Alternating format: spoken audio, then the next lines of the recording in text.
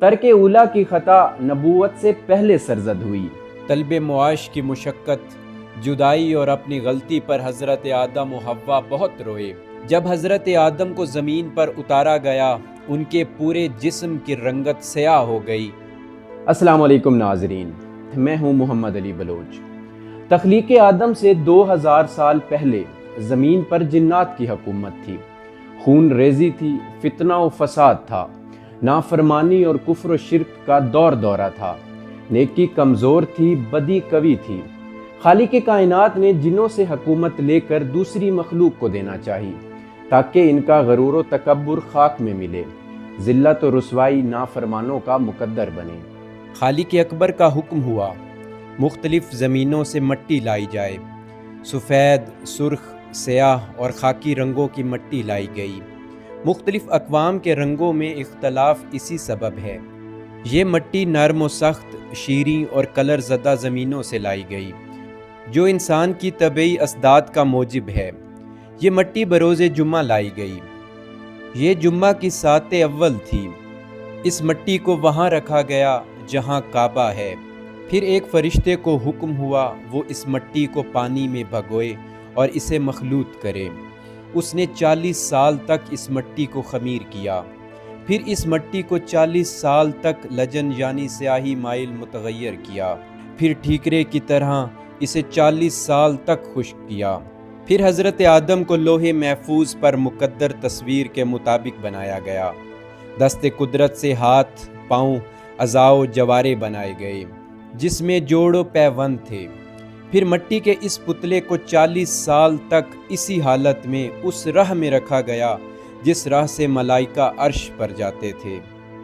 پھر خدا بندے قدوس نے فرشتوں کی محفل میں اعلان فرمایا، میں زمین پر اپنا نائب و خلیفہ مقرر کرنا چاہتا ہوں، جو اختیارات و ارادے کا مالک ہوگا، جو میری قدرت و اختیارات کا مظہر ہوگا، وہ زمین پر میرا نمائندہ ہوگا۔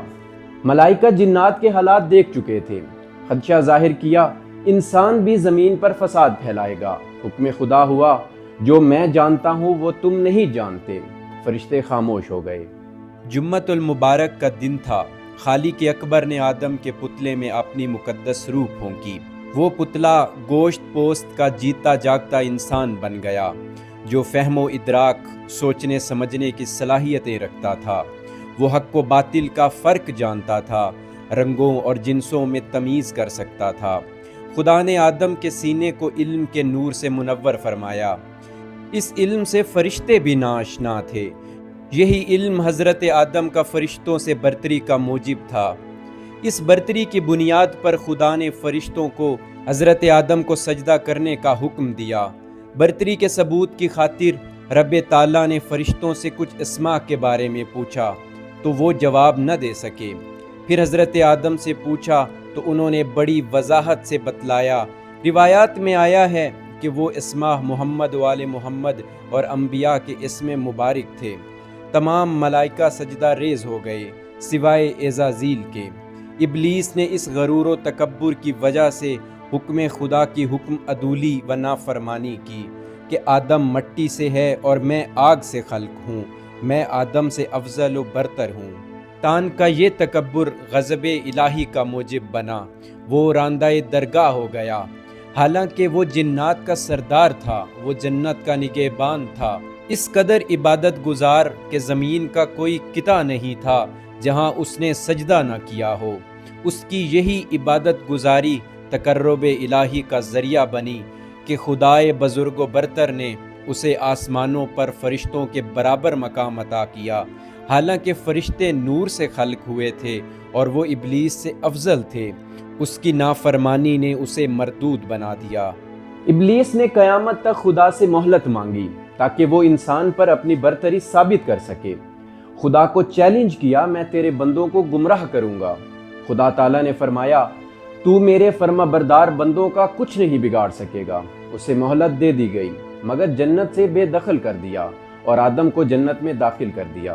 حضرت آدم پہلے انسان تھے جن کی سب سے پہلے تخلیق ہوئی، پھر انہی سے نسل انسانی چلی، اسی لیے آپ کو ابو البشر کہا جاتا ہے۔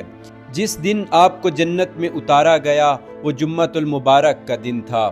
آپ جنتی لباس میں ملبوس جہاں چاہتے جا سکتے تھے، جو دل چاہتا کھا سکتے تھے، ہر طرح کا آرام و سکون میسر تھا، مگر تنہائی تھی۔ آپ کی تنہائی مٹانے اور دل جوئی کی خاطر حضرت حوا کی تخلیق ہوئی۔ حضرت امام باقر علیہ السلام سے حضرت حوا کی خلقت کے بارے میں سوال ہوا۔ آپ نے پوچھا، دوسرے کیا کہتے ہیں؟ بتایا گیا، انہیں حضرت آدم کی پسلی سے خلق فرمایا۔ آپ نے فرمایا، وہ جھوٹ کہتے ہیں۔ کیا خدا عاجز تھا کہ حضرت حوا کو حضرت آدم کی پسلی کے علاوہ کسی اور طرح پیدا فرماتا؟ آپ نے فرمایا، میرے آباء و اجداد نے رسول خدا صلی اللہ علیہ وآلہ وسلم سے سنا کہ خالق اکبر نے حضرت آدم کو اپنی دست قدرت سے جس مشت خاک سے بنایا، اسی بچی ہوئی خاک سے حضرت حوا کو خلق کیا۔ حضرت علی علیہ السلام فرماتے ہیں، حضرت آدم کو چونکہ عدیم الارض یعنی روئے زمین سے بنایا گیا، اس لیے ان کو آدم کہتے ہیں، اور جناب حوا وہی کے ذریعے خلق ہوئی، اس لیے ان کا نام حوا رکھا گیا۔ حضرت حوا انتہائی خوبصورت خاتون تھی۔ حضرت آدم کو ان سے انس پیدا ہوا، اس لیے عورت کو قرآن نے نساء کہا۔ حضرت آدم اور حضرت حوا جنت میں زندگی کے مسرور کن ایام گزار رہے تھے۔ ابلیس کو ان کی یہ پرمسرت زندگانی بالکل برداشت نہیں تھی۔ وہ چاہتا تھا کہ جتنا جلدی ممکن ہو سکے وہ حضرت آدم و حوا کو جنت سے نکلوائے، ہر وقت موقع کی تلاش میں تھا۔ جنت میں آدم و حوا کو ہر چیز کھانے کی اجازت تھی سوائے شجر ممنوعہ کے پھل کے۔ شیطان اس کوشش میں تھا وہ انہیں ورغلا کے یا دھوکے سے اس درخت کا پھل کھلائے تاکہ اس نافرمانی کی پاداش میں ان کو جنت سے بے دخل کر دیا جائے۔ خداوند قدوس آدم و حوا کو شجر ممنوعہ کا پھل کھانے سے منع فرما چکے تھے۔ انہیں یہ بھی بتلا دیا گیا کہ شیطان تمہارا کھلا دشمن ہے، اس سے بچ کے رہیں، اس کے بہکاوے میں نہ آئیں۔ شیطان نے حضرت آدم پر کئی وار کیے، وہ اس کے دھوکے میں نہ آئے۔ پھر اس نے حضرت حوا کو ورغلانے کی ترکیب سوچی۔ اس نے خدا کی قسمیں کھائیں، ان کا مخلص و خیر خواہ کے طور پر مشورہ دیا کہ اگر آپ اس درخت کا پھل تناول فرما لیں گے تو فرشتوں کی طرح ہمیشہ زندہ اور جنت میں مقیم رہیں گے، ورنہ کسی وقت بھی آپ جنت سے نکالے جا سکتے ہیں۔ ایک روایت میں ہے کہ شیطان نے کہا، میں جس درخت کے پھل کا آپ کو کہہ رہا ہوں یہ ممنوعہ شجر نہیں۔ بہرکیف حضرت حوا ابلیس کے بہکاوے میں آ گئیں، انہوں نے خود بھی وہ پھل کھایا اور حضرت آدم کو کھانے پر بھی آمادہ کر لیا۔ امام رضا علیہ السلام سے کسی نے پوچھا وہ کون سا درخت تھا؟ لوگ کہتے ہیں گندم کا پودا تھا، انگور کی بیل تھی یا انجیر کا درخت تھا۔ آپ نے فرمایا، سب ٹھیک کہتے ہیں، جنت کے درخت ہر قسم کا میوہ رکھتے ہیں، یہ دنیا کی درختوں کی مانند نہیں۔ حضرت آدم و حوا نے شیطان کے مکر و فریب میں آ کر ترک اولا کر دیا۔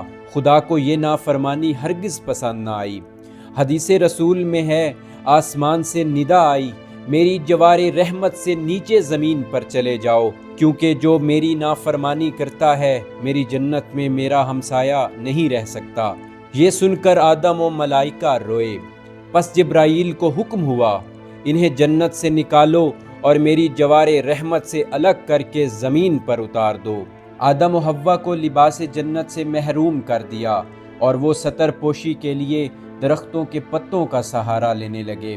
امام جعفر صادق علیہ السلام سے پوچھا گیا، آدم کی بہشت دنیا کے باغوں سے تھی یا آخرت کی بہشت تھی؟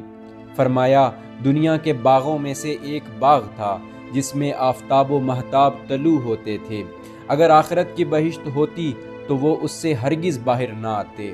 اس دنیاوی جنت میں شیطان کو رسائی حاصل تھی، اس لیے وہ ان کو جا کر بہکانے میں کامیاب رہا۔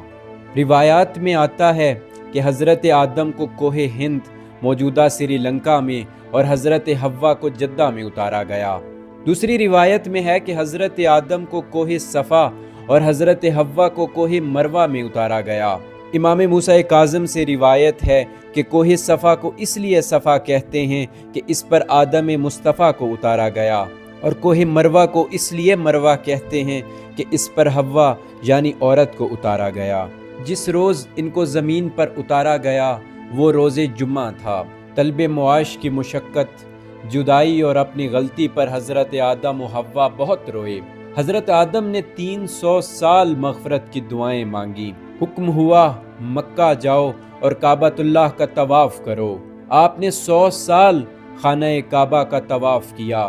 ہر وقت ان کی آنکھوں سے اشک نہر رواں کی طرح بہتے رہتے تھے اور آپ کی زبان پر یہ ورد جاری ہوتا تھا۔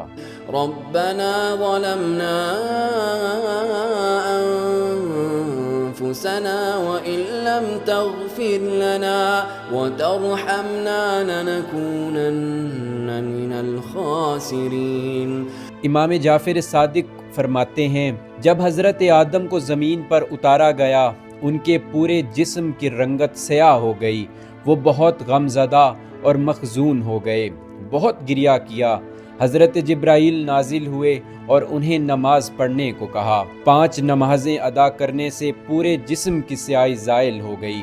حضرت جبرائیل نے فرمایا اے آدم، یہ نمازیں تیری نسل کو گناہوں کی سیاہی سے اسی طرح پاک کریں گی۔ طواف کعبہ کے دوران انہیں معافی کی خوشخبری ملی۔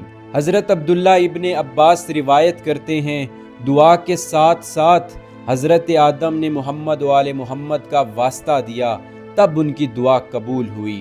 اسی روایت کو ائمہ اہل بیت نے بھی بیان فرمایا ہے۔ خطا معاف ہوئی، مقام صفا پر آدم و حوا کی ملاقات ہو گئی اور زمین پر نسل انسانی کا آغاز ہوا۔ توبہ کی قبولیت کے بعد ذات کردگار نے حضرت آدم کو تکریم بخشی اور انہیں اپنا پیغمبر مقرر فرمایا۔ ترک اولا کی خطا نبوت سے پہلے سرزد ہوئی، جو معاف کر دی گئی۔ نبوت کے بعد وہ معصوم تھے۔ حضرت امام جعفر صادق سے دریافت کیا گیا جناب آدم کی نسل کیسے چلی؟ کچھ لوگ کہتے ہیں کہ آدم کو وحی ہوئی کہ اپنی لڑکیوں سے اپنے لڑکوں کا نکاح کرو، تمام نسل انسان بھائی بہنوں سے ہے۔ آپ نے فرمایا حق تعالیٰ اس سے پاک و بلند ہے کہ اس سے ایسا فعل صادر ہو، وہ قادر مطلق ہے، وہ بطریق حلال خلق کرنے کی قدرت رکھتا ہے۔ لوگوں نے آل محمد سے حصول علم ترک کر دیا ہے، دوسرے علوم خدا سے نابلد ہیں، اس لیے وہ گمراہی کی باتیں کرتے ہیں۔ پھر فرمایا قابیل نے حابیل کو قتل کر دیا اور خود یمن بھاگ گیا۔ حضرت آدم حابیل کی یاد میں 500 سال تک اشک بار رہے۔ 500 سال کے بعد حضرت شیس پیدا ہوئے، ان کے بعد یافس پیدا ہوئے۔ جب وہ دونوں جوان ہو گئے تو خالق اکبر نے جنت سے 2 حوریں بھیجیں، ایک کا نام نزلہ اور دوسری کا نام منزلہ تھا۔ ان سے شیس و یافس کے نکاح ہوئے۔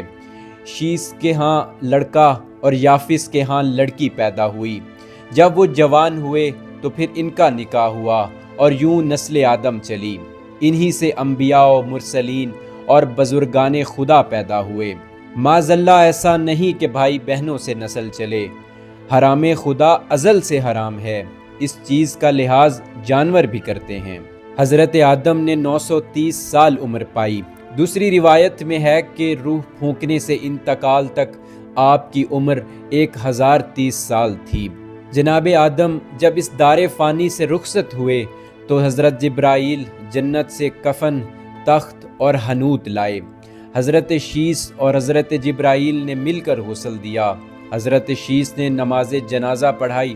روایات میں ہے کہ 5 نمازوں کی نسبت سے 5 تکبیریں پڑھائیں۔ آپ کے جسد خاکی کو کوہ ابو قیس کی غار الکبیر میں دفن کیا گیا، جہاں طوفان نوح تک آپ دفن رہے۔